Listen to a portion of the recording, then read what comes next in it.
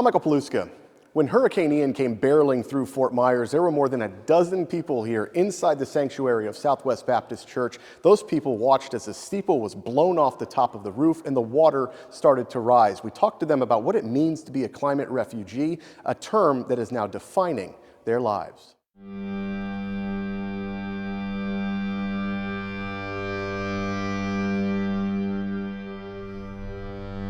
Climate refugee, a person who has been forced to leave their home as a result of the effects of climate change on their environment.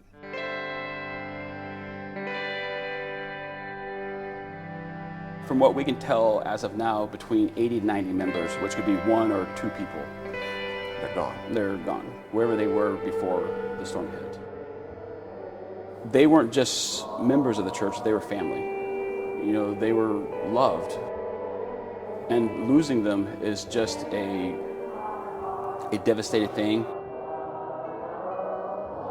Scars from Hurricane Ian everywhere, gutted grooms greeting parishioners every Sunday. Half their walls gone, the music at Southwest Baptist Church fills the entire building. What was it like to ride out the storm in the sanctuary? Well, we laughed, we cried, you know, it was, there was 17 of us.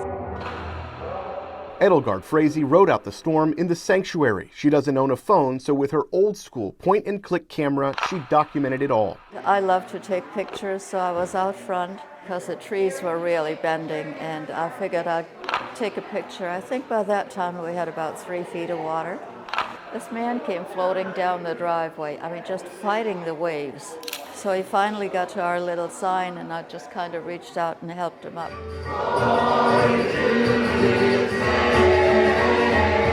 Frazee's attended this church for more than 2 decades, but the familiar faces on Sunday are now a distant memory. But they lost everything, their house, their car, and we've lost a lot of people that will not be moving back down, which is a shame because we love them. It's just a loving church. Probably need to do more now than we've been doing. Yes, How much more? significantly more than what we have done before.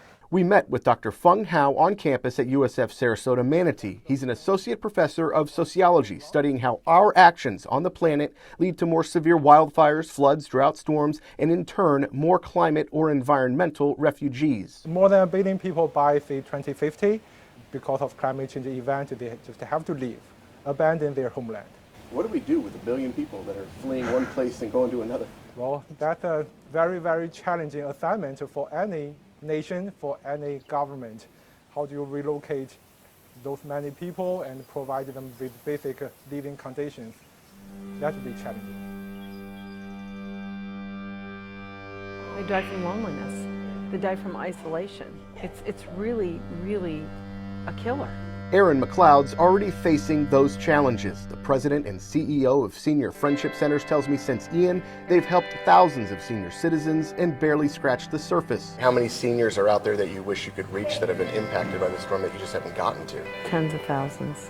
Tens of thousands. And in this storm, they feel like they've been forgotten. I mean, we see the debris, we see the destruction, but how much do you need now for your nonprofit to help them? You hit the nail on the head there, because they're very invisible. A very invisible segment of the population. Once they stop being viewed as contributors to, the community, they're very marginalized. The center is a place where seniors can hang out, That works well. do arts and crafts, or just mingle, a routine that countless had stolen when Ian turned their blissful retirements in paradise into a new world order as refugees. They're walking away from a life they built here. All their friends were here. Their volunteer work was here. Their card games were here. Sunsets every Friday night were here. All that's gone.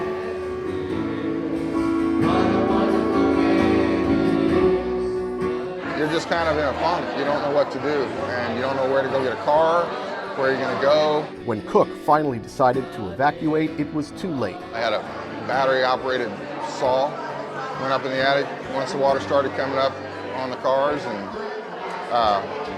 pull floats, life jacket, rope to tie me and my wife together, a light, some food and water. Went up in the attic and literally watched the water come up in our garage. Since the storm, he's found a place to rent month to month, but has no clue when he'll return home.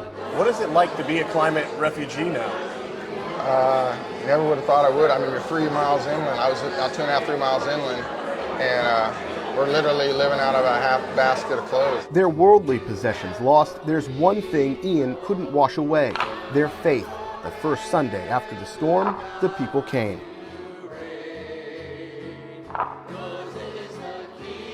What does that feeling give you? Hope. It's just showing that there's another day, that we've survived, we're rebuilding, and that there is a future.